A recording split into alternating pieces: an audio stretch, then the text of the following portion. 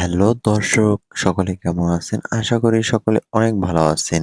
আজকের এই ভিডিওতে থাকছে রাসেল মাস্টার থেকে ৩ দিন প্রশিক্ষণ নিয়ে শিক্ষিকা এবং শিক্ষকরা যে সকল কথা বলছেন সেগুলো আজকে আপনাদের মাঝে তুলে ধরবো সম্পূর্ণ বিষয়।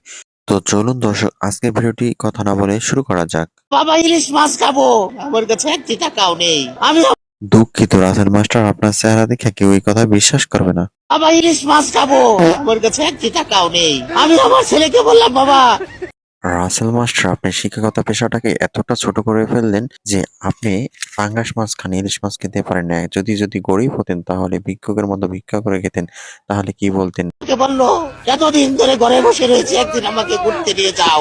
আমি কত ছলনা করলাম আমার ওয়াইফের সাথে। ওয়াইফের সাথে ছলনা করছেন ভালো কথা, এখন পাবলিকের সাথে কেন ছলনা করছেন রাসেল সাহেব? এটা লজ্জার বিষয়। ইনি আবার রাসেল মাস্টার থেকে ৩ দিনের প্রশিক্ষণ নিয়ে তিনি বলেন তিনি ২০ বছর আগে একটা ফার্মের মুরগি কিনেছিলেন।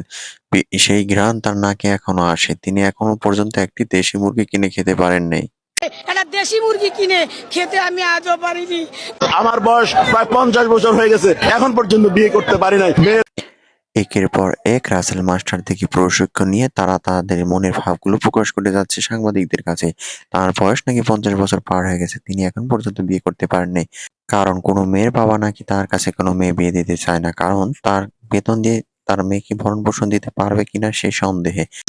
মাত্র সে ঘুষের টাকা আছে কিনা এবং ভালো বেতনের চাকরি করে কিনা, এই জিনিসগুলাই মেয়ের বাবার আজকাল বেশিরভাগ দেখাশোনা মাস্টার সাহেব, আপনাকে কি সরকার ঘুষ খাওয়ার ব্যবস্থা করে দিবে? করে।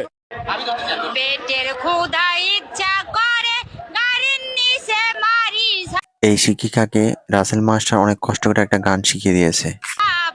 পেটের ক্ষুধা ইচ্ছা করে গাড়ির নিচে মারি ঝাঁপ। তার দুঃখ দেখে আমার বন্ধু বলল তার বেতনের টাকাগুলো আমাকে দেও, আমি তাকে কোথাও দূর করে দেবো।